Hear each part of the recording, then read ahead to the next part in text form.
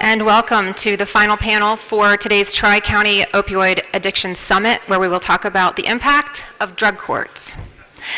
My name is Heather Epkins. I work in the State's Attorney's Office, and I'm privileged to serve as your moderator today. After presentations, we want to, of course, open the conversation with all of you, because we know that we can learn from everyone. First, on behalf of the panel, I'd like to thank Anne Arundel County Executive Steve Shue for his avid support of our county's drug program. And on the heels of last Wednesday's International Overdose Awareness Day, we also want to thank Mr. Shue's team members and, of course, every county executive involved and their staffs for helping to make today's event happen. Drug courts have operated in the United States for more than 20 years and continue to be one of our most effective means to reduce substance abuse, provide a pathway to long-term recovery, maximize limited financial resources, and to decrease crime.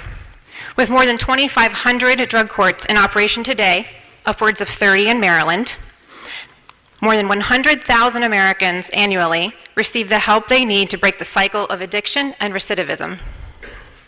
In fact, a large percentage of those individuals arrested for major crimes, such as homicide, theft, and assault, are under the influence of illicit drugs. So drug courts seem a natural way to transition those needing help within the court system itself. Here to discuss these topics are several panelists who are dedicated to changing this tide. And our format will consist of, I will ask questions of each to get the conversation started as we go down the line, and then they'll make their presentations as we get on the line, and then we'll ask for questions. So, to begin, we'll start with State's Attorney Wes Adams. He helps administer the Anne Arundel County Drug Court Program. For those of you that don't have the program from today, during his childhood, he experienced firsthand the devastating consequences addiction can have on an entire family. Mr. Adams believes drug court and other diversion programs are the best way to confront addicts who need help. He seeks to expand drug court and has made significant office changes to help those who need help with their addiction and to put dealers behind bars. So Mr. Adams, I'll just give you a couple of questions to start your presentation. So why do you think drug court works better than other treatment programs? If you could talk about the partnerships that help make both district and circuit court drug court a reality. What criteria do we look for in assessing those that are accepted into our program? And I know that you have a big passion of talking about new laws, office changes, including community outreach. Well, first, wow. Used to having an outside voice, so using a microphone doesn't help. First of all, it's an honor to be here. I appreciate everybody taking their time out of their day. Drug court for me is one of the more essential pieces of law enforcement today as we work through the drug epidemic that we're all facing. As Heather mentioned, the adult child of an alcoholic and addict, and on my wife's side, my brother-in-law's in his third relapse on heroin. He's on a 28-day again today. I think he's in his 9th day. So we go through this pretty much on a daily basis. I've been prosecuting violent crimes my entire career, primarily out of Baltimore City and Prince George's County, and have seen pretty much firsthand what kind of devastation the drug epidemic has caused in terms of violence and the ancillary crimes that go with it. So when me as a state's attorney start to look at what we can do policy-wise, understanding the ideas of supply and demand, it's easy on my side for the supply part. We go after dealers as hard as we can. It's the demand side that is really where I think we can win the battle. So part of what I inherited as state's attorney was a tremendous partnership of people, led by my friend Glenn Fuston over there from the Governor's Office of Crime Control and Prevention. We have the Administrative Office of Courts, we have the Office of Problem Solving Courts, the Anne Arundel County Health Department, Department of Parole and Probation, our public defenders, of course my office, substance abuse treatment providers, and our First Step Recovery, Inc., among many of the people that work with us. I saw Mr. McCabe from Crystal's house here. I see Carol Boyer, and of course Brianna and Michelle are here, our case managers who just do fantastic work. So our partners are really where this works. I mean, if we're not all working together, we can't really solve and make any strides. From a criteria standpoint, we're looking at, when you're coming into our drug court program, you have to obviously live in Anne Arundel County. It's our county administered program, so you have to be a resident here. You have to have a sentence that carries at least 1 year, nonviolent. We do make some exceptions depending on for crimes that might otherwise sound like a violent crime, like an assault or a robbery, depending on whether a weapon was used or not. Ultimately, our judges kind of weigh and assess the need or the heinousness of the crimes, of the criminal history of the potential drug court person versus their recovering as to whether or not to admit them. And then, of course, then the treatment providers have to give us an idea of their ability to recover. So you mix all that up and we try to find good people. And I think they really do a good job of that if you look nationally, statistically. I think the national statistics say 3 out of every 4 never reoffend when they graduate our drug treatment programs on drug court. That's a tremendous number. You think of normal recidivism rates for someone going in and out of our penal institutions is down in the 40s, 40s, 50s, 60s. We're the opposite for non-recidivism. And so it is the work that our case managers do and Paula and everybody that administer the program is tremendous. So the funny thing is, when you grow up around addicts, excuse me, you always hear about an addict wanting to hit bottom or what they can do to hit bottom to get them into recovery. And what amazes me about drug court is how many of the stories that you listen to at graduation that start with, I didn't come in here to get clean, I just came in here to get out of jail. And then we get 18 months later, 22 months later, you got somebody who walks out and, I listen to Judge Wax who says, this graduate has been clean for 463 days, and this graduate has been clean for, 295 days, and they've graduated, and they've bought a car, and they've gotten a job and a promotion. And I mean, it's to think about why drug court works for me. You obviously have the two pieces, the hope of recovery, great people administering to the hope of recovery, and the administrative sanctions of jail. People want their freedom. I think it's essential. The third component of it, though, as far as I'm concerned, is the time. We all know, I think everybody in this room knows that in 28 days I can get your body clean of the narcotic. But the hard fight for any addict is the mental part of it. And so when you look at 16, 18, 22 months of constant mental reassurance, constant rebuilding of self-esteem, self-worth, constant reworking of coping mechanisms and strategies. When our drug courts graduates do graduate, they are armed with the tools they need to succeed. And so that, for me, is it's awesome. That's why I do what I do. And it's really the single best thing from a program standpoint as a guy, and I love putting people in jail, folks. Don't get me wrong. I mean, there's no better feeling for me than hearing life without parole. And I've done it a lot of times, but what's the better part for me is Nikki. And I see Angels host. I mean, they all know the recovery community is a huge group of people for me. I am proud to be a part of it. I could tell stories all day long, so I'll just stop now and cede the mic. Thank you.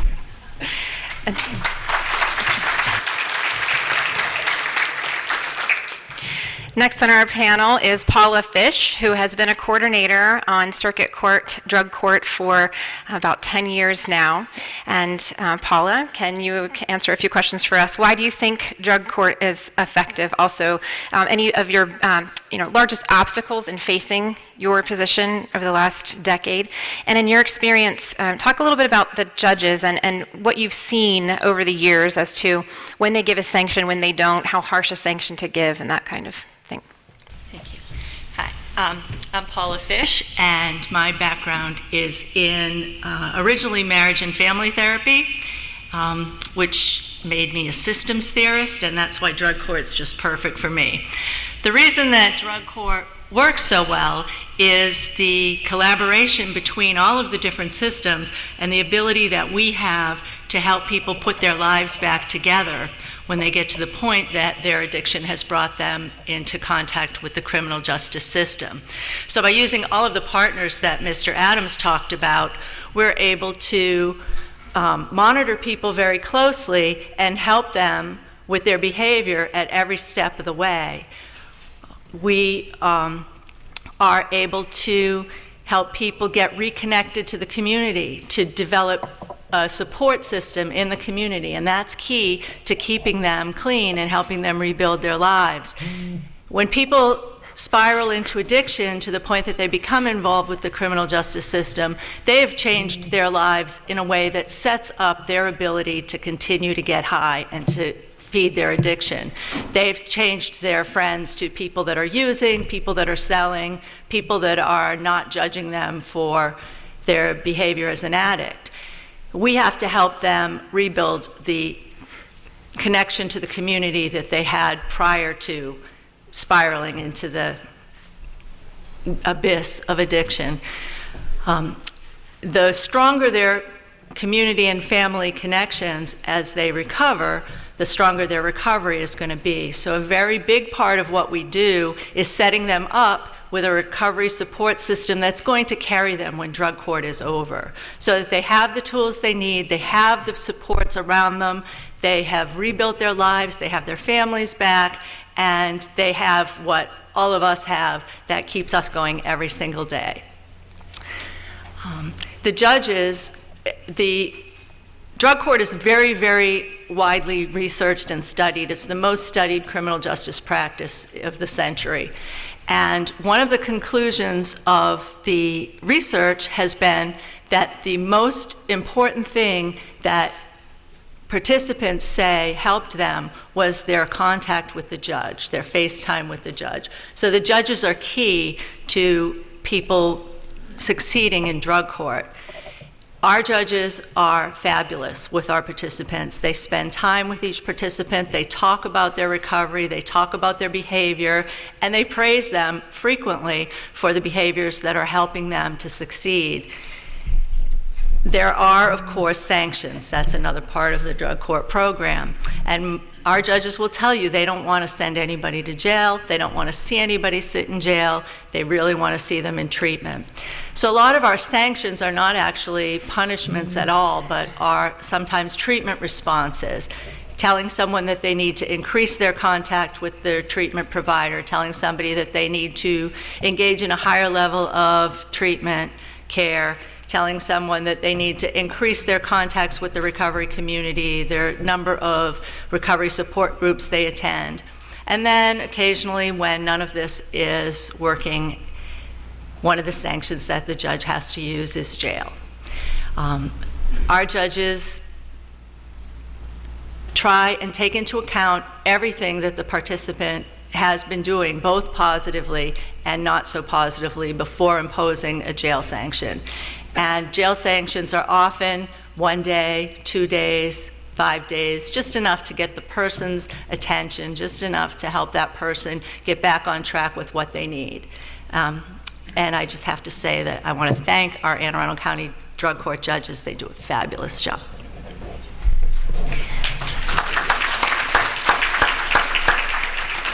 Thank you, Paula. And also, I wanted to note that in Anne Arundel County, we're in line with the national statistic that both Mr. Adams and Ms. Fish brought up. The National Association of Drug Court Professionals says 75% of those who graduate drug court do not reoffend. And Anne Arundel County is doing quite well. So I wanted to echo that theme. All right. And to turn to our final panelist, Nikki Carruthers, where the rubber meets the road. She's amazing. I can't wait for you to hear from her. So she became addicted to prescription pain medication and eventually heroin after a wrist surgery in 2006. In 2014, she overdosed with 2 of her 4 children in her care. After violating probation and committing several drug-related crimes, she entered the Anne Arundel County Drug Court Program in October of 2014, and she's been sober ever since. She believes in this program and has spoken on several panels, is my understanding. And Ms. Carruthers currently works in the addictions field and is an active sponsor for other women in treatment-related programs. So, Nikki, I've placed some questions in front of all of our panelists so they wouldn't get too confused, but there are 3 areas we would like you to focus on. Your journey, of course. So when was the first time you used a drug, and what was the progression of addiction? And why do you believe that you started using? How are you maintaining sobriety now? Secondly, drug court, of course, your first-hand experience with drug court. What made it different than other treatment attempts, and why did it work for you? And then thirdly, the community service aspect, which I know you're very involved with, including the recently minted alumni group that our graduates have begun. So thank you. Thank you. Hi, I'm Nikki. I'm a recovering addict. It is a gift and a pleasure to be able to say that I'm a recovering addict today. And for me, it took the court system and drug court to get me to that place. I had proved to myself that I couldn't get sober by myself, and I needed more help. My first drug was in 2006 with a wrist surgery. I woke up and I clearly remember my first thought being, what is this? Give me some more. And I chased that first high for the next 10 years.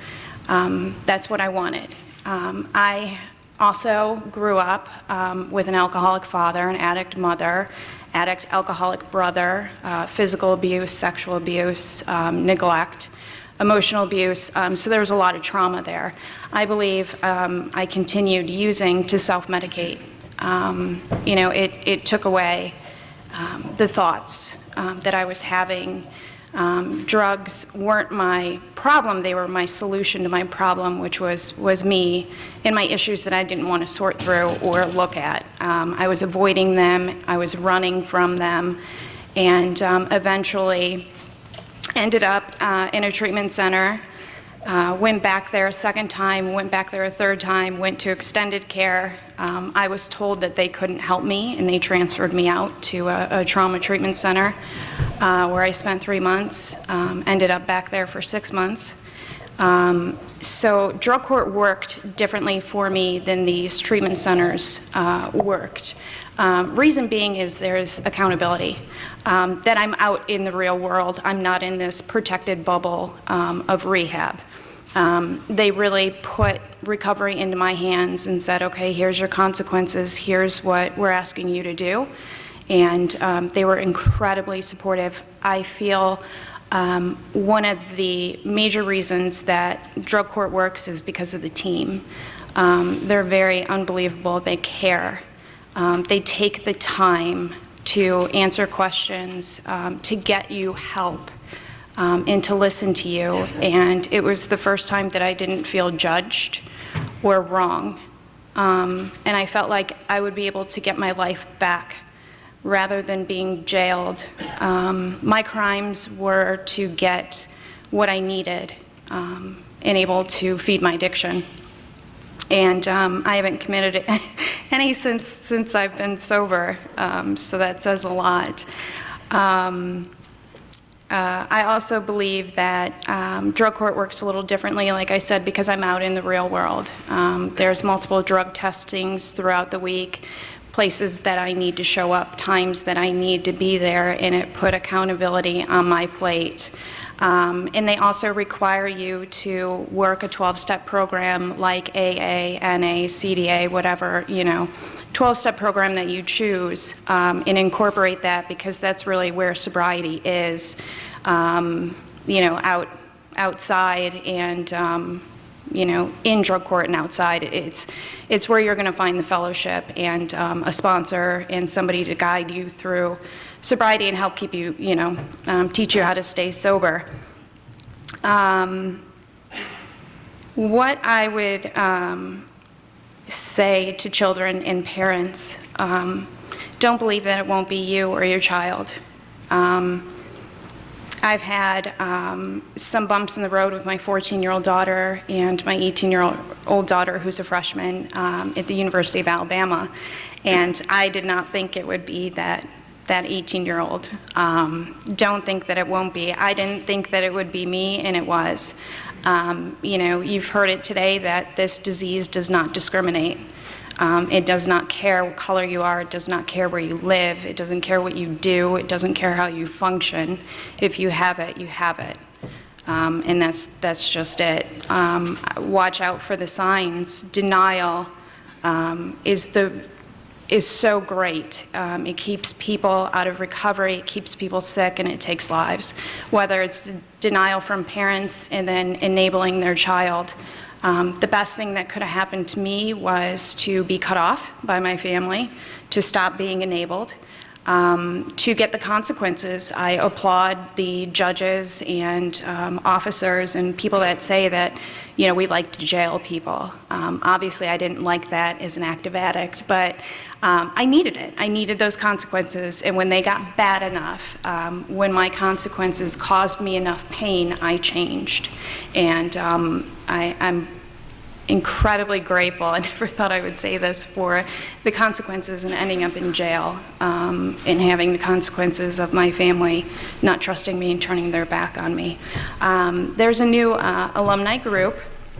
It is drug court graduates that get together once a month, and we like to go to recovery walks, different events, talk to people about what drug court is. If they have any questions, promote it. It's a great program.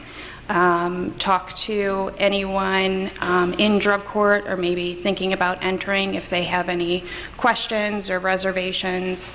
And eventually I believe some fundraising will go into play to give back to the drug court program, which is a huge tool for participants, the drug court team, to be able to get across what they need to do, and for the program to continue to survive and help other people. Excellent.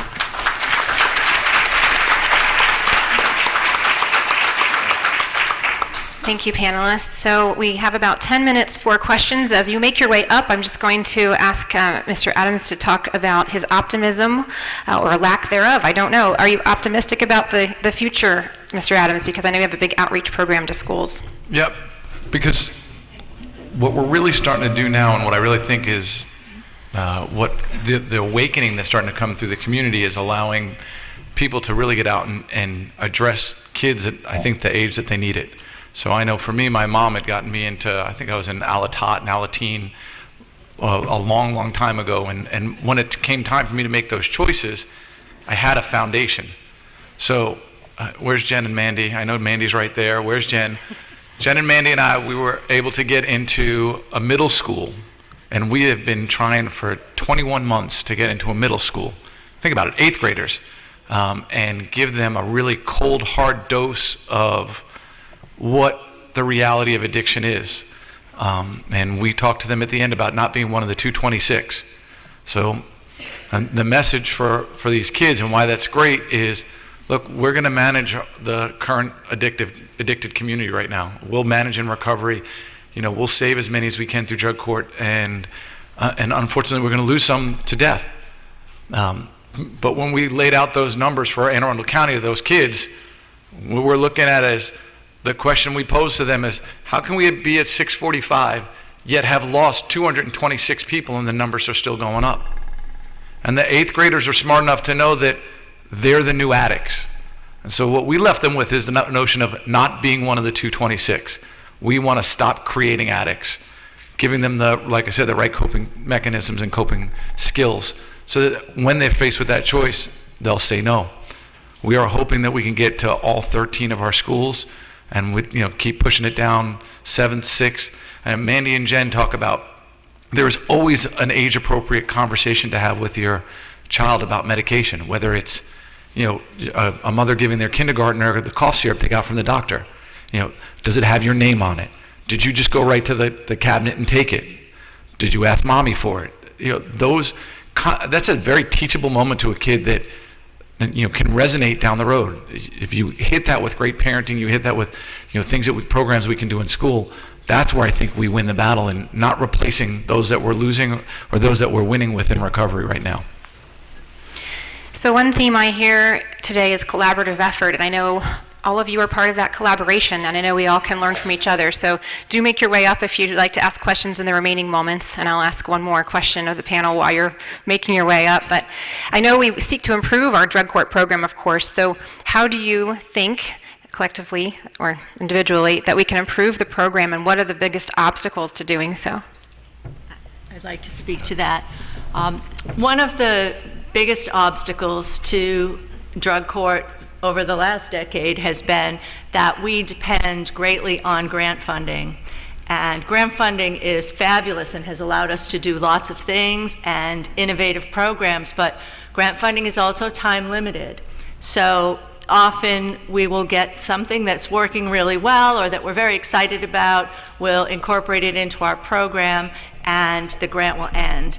And we have to find a way to sustain the programs that we're able to put together.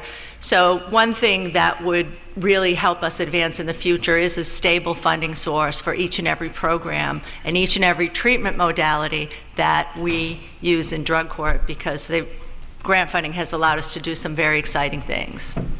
I think the second half of that would be bed space. We need places. We don't have enough spots. And we don't have enough Michelles and Briannas, and I don't have enough Suzannes. That's Suzanne, she's my paralegal that runs drug court. So we need resources to, when we get people in, Glenn, when we have the list, that we have a place to put them, because that's what we're missing. And Nikki, from the inside, anything you can point to? No, I believe the best thing, graduates can do is be an example of this program. Okay. Okay, come on up to the microphone, please. Yes, ma'am.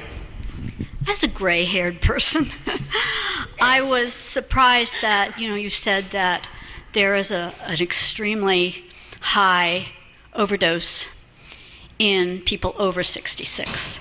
Now, is there an ALA old people group? Is there? And are you noticing that, what are we doing in these communities? Let's put them in a senior community. Let's put them, and so I personally think we are creating a lovely drug place for seniors, and so I just wondered if we are addressing that, and that is this something that anybody is looking at? I can, anecdotally, from a law enforcement perspective, we're learning that the over 62 is becoming one of our biggest drug dealing populations, and your reasoning for that might be a little strange. You can get opioids for $10. Your most of the Medicare programs cover opioids at a cheap rate, but your heart or blood pressure medication is not covered at a cheaper rate. And so you have the elder community selling opioids to fund their heart medication, which is crazy. And so then think about that from my perspective as a law enforcement. Do I really want to throw someone in jail who is dealing to survive just in a different way? The problem of it is complex.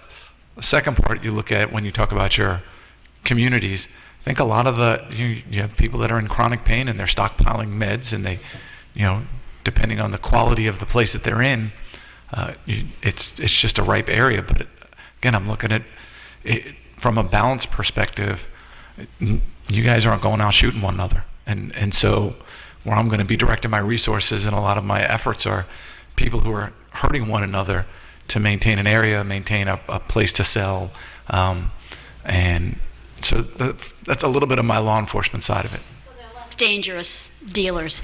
Now, the other thing I was thinking about, was that we talk about we have to stop the drugs, and if we can cut off well, isn't it more like something with tentacles that you cut off this one, and then there's another, kind of like the gang,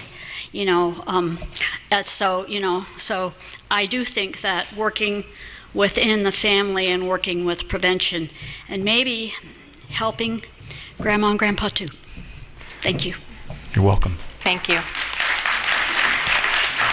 So quickly, by show of hands, how many of you have been to a drug court graduation? Many. For those who have not, please consider attending your county's drug court graduation as one of the most moving ceremonies, as many of you can attest, that you will ever attend. So to wrap up, drug courts not only are proven to divert individuals from a life of substance abuse and crime, they also can reduce the use of prison beds, ER admissions, family conflicts associated with domestic violence, child abuse, and foster care placements. It's time to take back our streets and our children. Thank you for attending our event today. And I understand County Executive Kittleman is going to wrap us up, so stay seated. Thank you. Is it on? Okay. Thank you very much. Thank you very much. Whoa. I will wrap it up. Thank you so much. I will tell you, I went to Howard County's drug court graduation this year. It is an amazing thing to see. The community come together. I know Daniel, I don't know if Daniel's still here, he spoke there, and he was an amazing individual, shared similar to you, Nikki, so thank you so much for sharing. I just want to thank you all for being here. We certainly learned an awful lot about different ways. We learned a lot about prevention and how we have to look at education and access, and we also got to learn a lot more about treatment and the need for detox centers and other things for people to be able to have the start that they need to get back on with their life. So I want to let you know we have been taping this. We will have our master guy here, Mark Miller, and his folks working on this to put together. Once they have it together with the slides and everything else, we'll make sure we email it to everybody. It'll be out on YouTube. It'll be on our website so people can show it to other folks. You can share parts of it. You can decide how you want to use it. But we want to keep this as the beginning conversation, not the ending conversation. So thanks again for coming out. And we will have folks who got, I guess 50 people have been signed up to be trained. So those 50, only those 50, can come forward. We have tables here. They actually will also have a lunch that they can have for 30 minutes. Then they get that training. But if you want to have training and you're not signed up, please contact our health department. We'll have other sessions another time. Thank you all very much. Thank you, everybody.